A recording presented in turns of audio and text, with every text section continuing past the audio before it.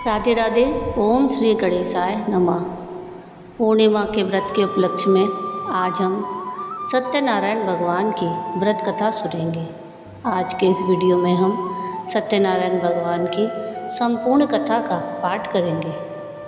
अगर आप सबको मेरी ये कथा पसंद आए तो प्लीज़ इसको लाइक शेयर ज़रूर कीजिएगा और प्लीज़ मेरे चैनल को सब्सक्राइब कीजिएगा। सत्यनारायण व्रत की कथा इस प्रकार है। एक समय नैमिषारण्य तीर्थ में शौनक आदि सभी ऋषियों और मुनियों ने पुराण शास्त्र के वेत्ता श्री सूत जी महाराज से पूछा, महामुनि, किस व्रत अथवा तपस्या से मनोवांछित फल प्राप्त होता है, उसे हम सब सुनना चाहते हैं। श्री सूत जी बोले, इसी प्रकार देवर्षि नारद जी के द्वारा पूछे जाने पर भगवान श्री कमलापति जी ने उनसे जैसा कहा था उसे कह रहा हूँ, आप लोग सावधान होकर सुने।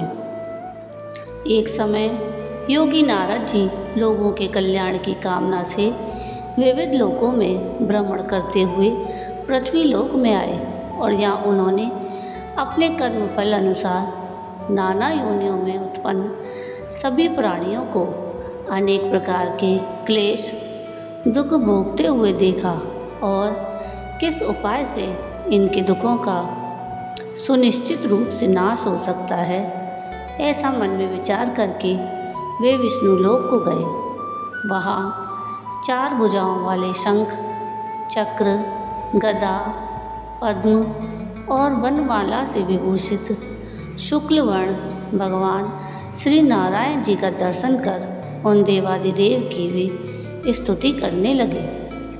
नारद जी बोले, हे वाणी और मन से परे स्वरूप वाले, अनंत शक्ति संपन्न, आदि मध्य और अंत से रहित, निर्गुण और सकल कल्याण में गुणों से संपन्न, भक्तों की पीड़ा नष्ट करने वाले परमात्मन, आपको नमस्कार है। स्तुति सुनने के अनंतर भगवान श्री विष्णु जी ने नारद जी से कहा, महाभाग, आप किस प्रयोजन से यहाँ आए हैं, आपके मन में क्या है? नारद जी बोले, भगवान, पृथ्वी लोक में अपने पाप कर्मों के द्वारा विभिन्न योनियों में उत्पन्न सभी लोग बहुत प्रकार के क्लेशों से दुखी हो रहे हैं। हे नाथ, किस लघु उपाय से उनके कष्टों का निवारण हो सकेगा? यदि आपकी मेरे ऊपर कृपा हो तो वह सब मैं सुनना चाहता हूँ, कृपया उसे बताएं। श्री भगवान ने कहा, हे वत्स, संसार के ऊपर अनुग्रह करने की इच्छा से आपने बहुत अच्छी बात पूछी है। जिस व्रत के करने से प्राणी मोह से मुक्त हो जाता है उसे आपको बताता हूँ, सुने। हे वत्स, स्वर्ग और पृथ्वी लोक में दुर्लभ भगवान सत्यनारायण का एक महान व्रत है। आपके स्नेह के कारण इस समय मैं उसे कह रहा हूँ। अच्छी प्रकार विधि विधान से भगवान सत्यनारायण जी का व्रत करके मनुष्य शीघ्र ही सुख प्राप्त कर परलोक में मोक्ष प्राप्त कर सकता है। भगवान की ऐसी वाणी सुनकर नारद जी ने कहा, प्रभु, इस व्रत को करने का क्या फल है? इसका विधान क्या है? इस व्रत को किसने किया और इसे कब करना चाहिए, यह सब विस्तार पूर्वक बतलाइए।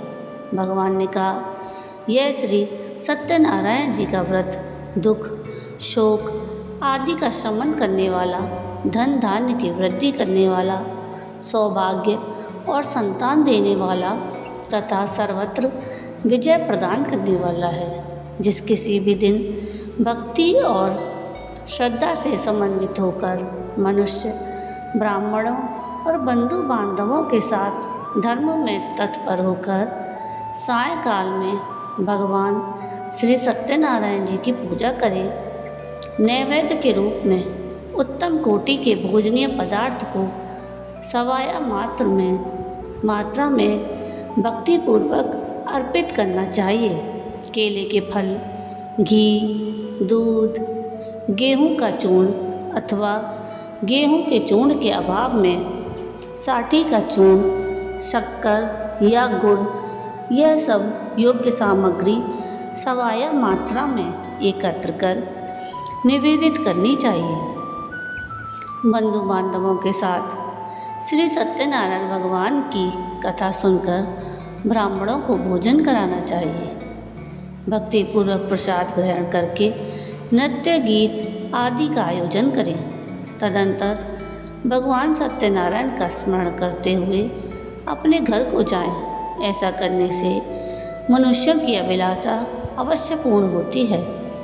विशेष रूप से कलयुग में पृथ्वी लोक में यह सबसे छोटा एवं सरल उपाय है। इति श्री स्कंद पुराणे रेवाखंडे सत्यनारायण व्रत कथा प्रथम अध्याय। श्री हरे नमः। बोलिए सत्यनारायण भगवान की जय। तो अब सुनते हैं सत्यनारायण व्रत कथा का द्वितीय अध्याय। सूत जी ने कहा, हे ऋषियों, जिन्होंने पहले समय में इस व्रत को किया है उनका इतिहास कहता हूँ, आप सब ध्यान से सुने। सुंदर काशीपुरी नगरी में एक अत्यंत निर्धन ब्राह्मण रहता था। वह ब्राह्मण भूख और प्यास से बेचैन होकर पृथ्वी पर घूमता रहता था। ब्राह्मणों से प्रेम करने वाले श्री विष्णु भगवान ने ब्राह्मण को देखकर एक दिन बूढ़े ब्राह्मण का रूप धारण कर ब्राह्मण के पास जाकर आदर के साथ पूछा, हे विप्रदेव, तुम नित्य ही दुखी होकर पृथ्वी पर क्यों घूमते हो? तब उस ब्राह्मण ने कहा, मैं भिक्षा के लिए पृथ्वी पर फिरता हूँ। हे भगवान, यदि आप इससे छुटकारा पाने का कोई उपाय जानते हो तो कृपा कर मुझे बताएं। वृद्ध ब्राह्मण का रूप धारण किए श्री विष्णु जी ने कहा, हे ब्राह्मण, श्री सत्यनारायण भगवान मनोवांछित फल देने वाले हैं, इसलिए तुम उनका पूजन करो। इससे मनुष्य सब दुखों से मुक्त हो जाता है। ब्राह्मण को व्रत का सारा विधान बताकर बूढ़े ब्राह्मण का रूप धारण करने वाले श्री विष्णु भगवान जी अंतर्ध्यान हो गए। जिस व्रत को वृद्ध ब्राह्मण ने बताया है, मैं उसको अवश्य करूँगा, यह निश्चय कर वह ब्राह्मण घर चला गया। अगले दिन वह जल्दी उठा और श्री सत्यनारायण जी का व्रत करने का निश्चय कर भिक्षा मांगने के लिए चल दिया। उस दिन उसको भिक्षा में बहुत धन मिला, जिससे उसने पूजा का सामान खरीदा और घर आकर अपने बंधु बांधवों के साथ श्री सत्यनारायण जी का व्रत किया। इसके करने से वह ब्राह्मण सब दुखों से छूटकर अनेक प्रकार की सुख संपत्तियों से युक्त हुआ। तभी से वह विप्र हर मास व्रत करने लगा। इसी प्रकार सत्यनारायण जी के व्रत को जो शास्त्र विधि के अनुसार करेगा, वह सब पापों से छूटकर मोक्ष को प्राप्त होगा। आगे भी जो मनुष्य पृथ्वी पर श्री सत्यनारायण जी का व्रत करेगा, वह सब दुखों से छूट जाएगा। इस तरह नारद जी से सत्यनारायण भगवान का कहा हुआ व्रत मैंने आपसे कहा। तब ऋषियों ने कहा कि हे मुनीश्वर, संसार में इस विप्र से सुनकर किस किस ने इस व्रत को किया, वह सब हम सुनना चाहते हैं। श्री सूत जी ने कहा, हे मुनियों, जिस जिस प्राणी ने इस व्रत को किया है उन सबकी कथा सुनो। एक समय वह ब्राह्मण धन और ऐश्वर्य के अनुसार बंधु बांधवों के साथ व्रत पूजन कर रहा था। तभी उसी समय एक लकड़हारा आया। उसने लकड़ियाँ बाहर रख दी और विप्र के घर में चला गया। प्यास से व्याकुल लकड़हारे ने विप्र को व्रत करते देखा। वह प्यास को भूल गया।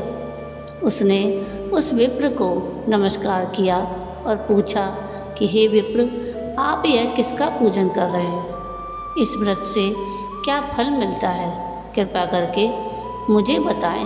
ब्राह्मण ने कहा, सब मनोकामनाओं को पूरा करने वाला यह श्री सत्यनारायण जी का व्रत है। इनकी ही कृपा से मेरे यहाँ धन धान्य आदि की वृद्धि हुई है।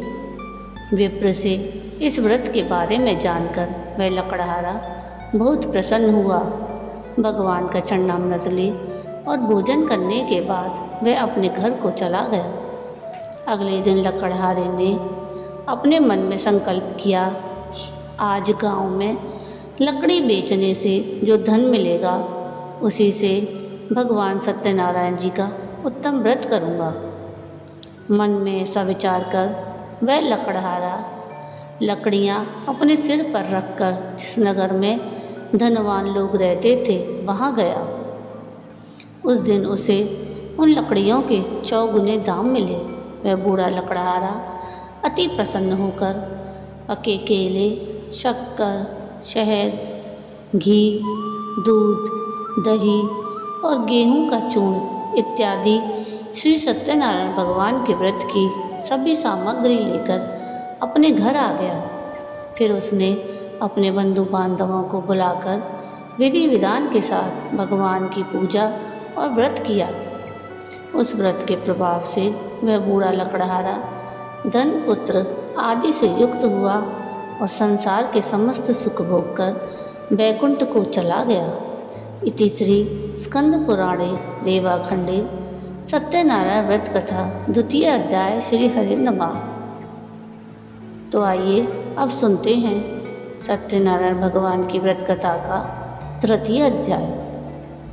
श्री सूत जी ने कहा, हे श्रेष्ठ मुनियों, अब एक और कथा कहता हूँ। पूर्व काल में उल्कामुख नाम के एक बुद्धिमान राजा थे। वह सत्यवक्ता और जितेंद्रिय था। प्रतिदिन देव स्थानों पर जाता और गरीबों को धन देकर उनके कष्ट दूर करता था। उसकी पत्नी सुंदर और सती साध्वी थी। भद्रशिला नदी के तट पर उन दोनों ने श्री सत्यनारायण भगवान जी का व्रत किया। साधु नामक एक वैश्य राजा को व्रत करते देख उनसे पूछने लगा, हे राजन, भक्ति युक्त चित्त से यह आप क्या कर रहे हैं? मेरी सुनने की इच्छा है। तब महाराज उल्कामुख ने कहा, हे साधु वैश्य, मैं अपने बंधु बांधवों के साथ संतान की प्राप्ति के लिए महाशक्तिमान सत्यनारायण भगवान जी का व्रत और पूजन कर रहा हूँ। उसने कहा, हे राजन, मुझे भी इसका सब विधान बताइए। मैं भी आपके कथा अनुसार इस व्रत को करूँगा। मुझे कोई संतान नहीं है। विश्वास है कि इससे निश्चय ही मेरे यहाँ भी संतान होगी। राजा से सब विधान सुन व्यापार से निवृत्त हो वह वैश्य खुशी खुशी अपने घर आया। वैश्य ने अपनी पति लीलावती से संतान देने वाले उस व्रत का समाचार सुनाया और प्रण किया कि जब हमारे यहाँ संतान होगी तब मैं इस व्रत को करूँगा। एक दिन उसकी पत्नी लीलावती सांसारिक धर्म में प्रवृत्त होकर गर्भवती हो गई। उसने एक सुंदर कन्या को जन्म दिया। कन्या का नाम कलावती रखा गया। इसके बाद लीलावती ने अपने पति को स्मरण दिलाया कि आपने जो भगवान का व्रत करने का संकल्प किया था, अब आप उसे पूरा कीजिए। साधु वैश्य ने कहा, हे प्रिय, मैं कन्या के विवाह पर इस व्रत को करूँगा। इस प्रकार अपनी पत्नी को आश्वासन दे वह व्यापार करने चला गया। काफ़ी दिनों पश्चात वह लौटा तो उसने नगर में सखियों के साथ अपनी पुत्री को खेलते देखा। वैश्य ने तत्काल कलावती के लिए कोई सुयोग्य वर की तलाश की। कंचन नगर के एक सुयोग्य बड़े पुत्र से अपने बंधु बांधवों सहित प्रसन्नचित्त होकर अपनी पुत्री का विवाह उसके साथ कर दिया। वह वैश्य विवाह के समय भी सत्यनारायण भगवान का व्रत करना भूल गया। इस पर श्री सत्यनारायण भगवान की लीला हुई। अपने कार्य में कुशल साधु नामक वैश्य अपने जमाता सहित नाव को लेकर व्यापार करने के लिए समुद्र के समीप स्थित रत्नसारपुर नगर में गया। दोनों ससुर जमाई राजा चंद्रकेतु के नगर में व्यापार करने लगे। एक दिन भगवान सत्यनारायण जी की माया से प्रेरित एक चोर राजा का धन चुराकर भागा जा रहा था। राजा के दूतों को अपने पीछे आते देखकर चोर ने घबराकर राजा के धन को उनकी नाव में रख कर भाग गया जहाँ ससुर जमाई थे। जब राजा के धन को उनकी नाव में रखा देखा तो पकड़कर राजा के समीप जाकर बोले, हम ये दो चोर पकड़कर लाए हैं, आप आज्ञा दें। राजा ने उन दोनों को कारागार में डालने की आज्ञा दे दी। इस प्रकार राजा की आज्ञा से उनको कठिन कारावास में डाल दिया गया और उनका धन भी ले लिया। सत्यनारायण भगवान की लीला के अनुसार साधु वैश्य की पत्नी लीलावती और पुत्री कलावती भी घर पर बहुत दुखी हुई। उनके घर में रखा धन चोर ले गए। एक दिन शारीरिक और मानसिक पीड़ा तथा भूख प्यास से अति दुखित हो भोजन की चिंता में कलावती एक ब्राह्मण के घर गई। उसने श्री सत्यनारायण भगवान का व्रत होते देखा।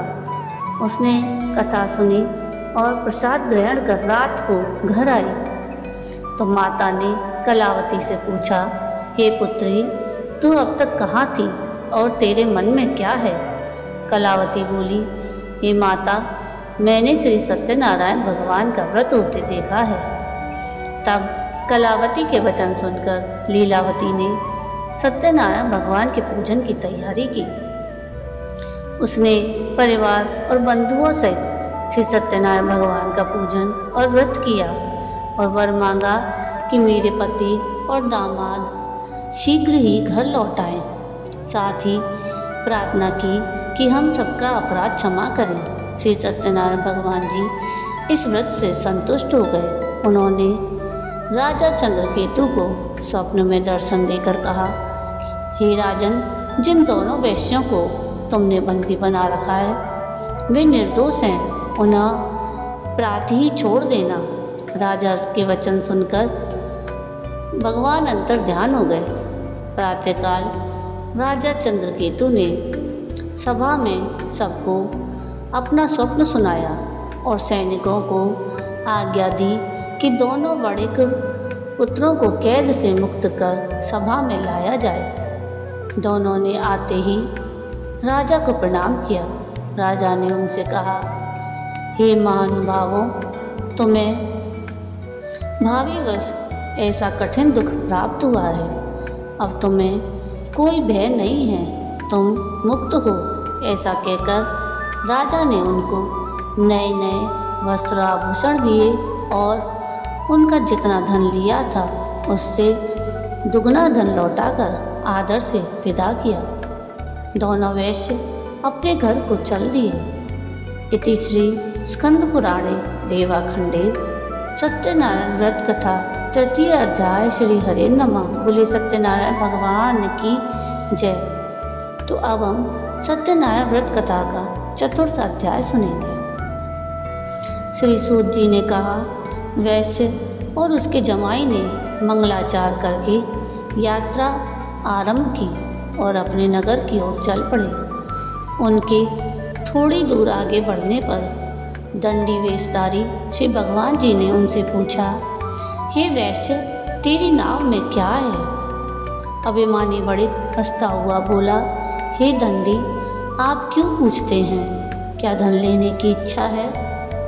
मेरी नाव में तो सिर्फ लता पता भरे हैं। वैश्य के ऐसे वचन सुनकर दंडी रूप में भगवान जी ने कहा, तथास्तु, तुम्हारा वचन सत्य हो। ऐसा कहकर वे वहाँ से कुछ दूर जाकर समुद्र के किनारे बैठ गए। दंडी महाराज के जाने के पश्चात वैश्य ने नित्य क्रिया से निवृत्त होने के बाद नाव को ऊंची उठी देखकर अचंभा किया और नाव में बेल पत्ते आदि देखकर मूर्छित हो जमीन पर गिर पड़ा।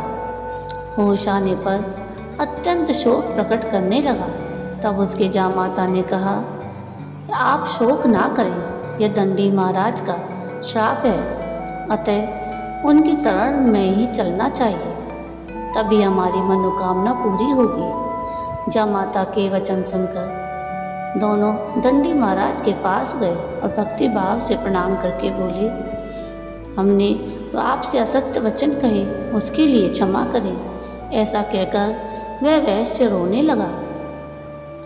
तब दंडी भगवान बोले, हे बड़े पुत्र, मेरी आज्ञा से तुझे बार बार दुख प्राप्त हुआ है, तू मेरी पूजा से विमुख हुआ है। तब उसने कहा, हे भगवान, आपकी माया से ब्रह्मा आदि देवता भी आपके रूप को नहीं जान पाते, तब मैं अज्ञानी भला कैसे जान सकता हूँ। आप प्रसन्न होइए, मैं अपने सामर्थ्य अनुसार आपकी पूजा करूँगा, मेरी रक्षा कीजिए और पहले के समान मेरी नौका को धन से भर दीजिए। उसके भक्ति युक्त वचन सुनकर भगवान जी प्रसन्न हो गए और उसकी इच्छा अनुसार वर देकर अंतर्ध्यान हो गए।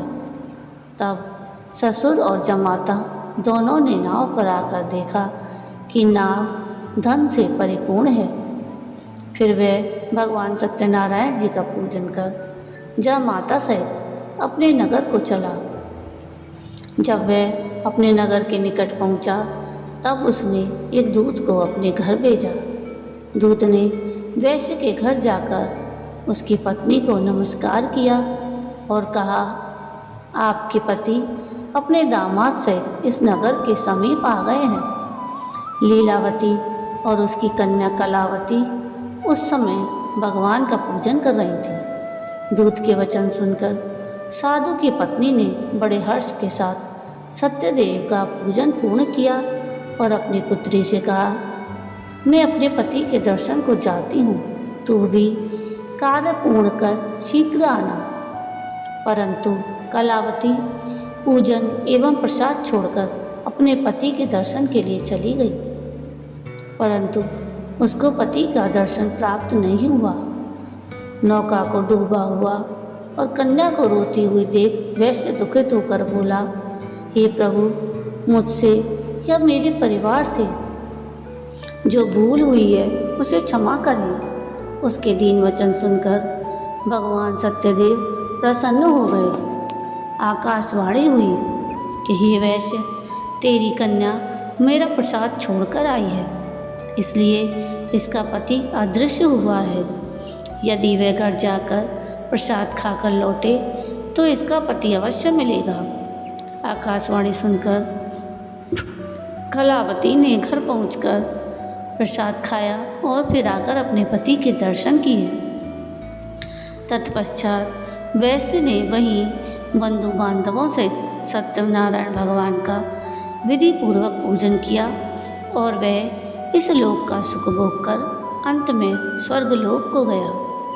इति श्री स्कंद पुराणे रेवाखंडे सत्यनारायण व्रत कथा चतुर्थ अध्याय। श्री हरि नमः। बोलिए श्री सत्यनारायण भगवान की जय। आइए अब सुनते हैं सत्यनारायण व्रत कथा का पंचम अध्याय। श्री सूत जी ने आगे कहा, हे ऋषियों, मैं एक और कथा कहता हूँ। प्रजा पालन में लीन तुंगध्वज नाम के एक राजा था। उसने भगवान सत्यदेव का प्रसाद त्याग कर बड़ा घोर दुख पाया। एक समय राजा वन में वन्य पशुओं को मारकर बड़ के वृक्ष के नीचे आया। वहाँ उसने ग्वालों को भक्ति भाव से बंधु बांधवों सहित श्री सत्यनारायण भगवान का व्रत पूजन करते देखा, परंतु राजा देखकर भी अभिमानवश ना तो वहाँ पर गया और ना ही सत्यदेव भगवान को नमस्कार किया। जब गांव वालों ने भगवान का प्रसाद उनके सामने रखा तो वह प्रसाद त्याग कर अपने नगर को चला गया।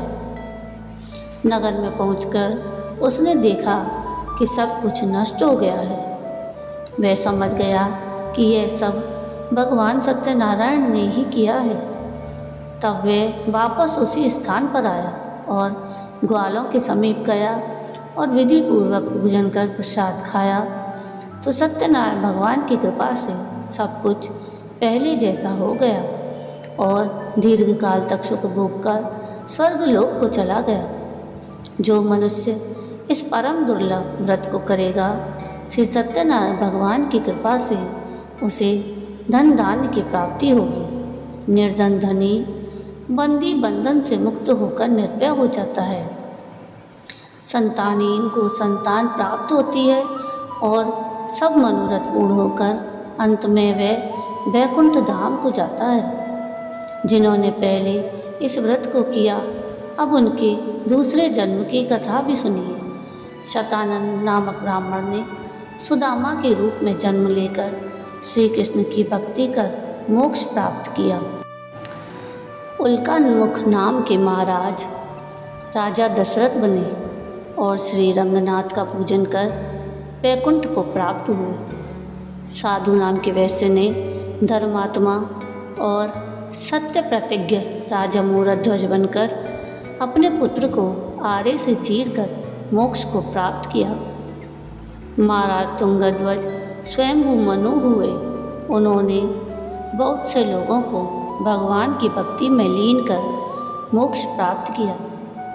लकड़हारा भील अगले जन्म में घोर नामक निषाद राजा हुआ, जिसने भगवान श्री राम के चरणों की सेवा कर मोक्ष को प्राप्त किया। तीसरी स्कंद पुराणे रेवा खंडे सत्यनारायण व्रत कथाएँ पंचम अध्याय संपूर्ण। बोली श्री सत्यनारायण भगवान की जय। तो ये थी सत्यनारायण भगवान की संपूर्ण व्रत कथा। आपको ये कथा कैसी लगी मुझे कमेंट करके ज़रूर बताइएगा, और अगर आपको ये कथा पसंद आई हो तो प्लीज़ इसको लाइक शेयर ज़रूर कीजिएगा, और प्लीज़ मेरे चैनल को सब्सक्राइब कीजिएगा, और कमेंट में राधे राधे ज़रूर लिखिएगा। नीचे लिंक में आप सत्यनारायण भगवान की आरती का वीडियो भी देख सकते हैं। वीडियो पूरा देखने के लिए थैंक यू। राधे राधे।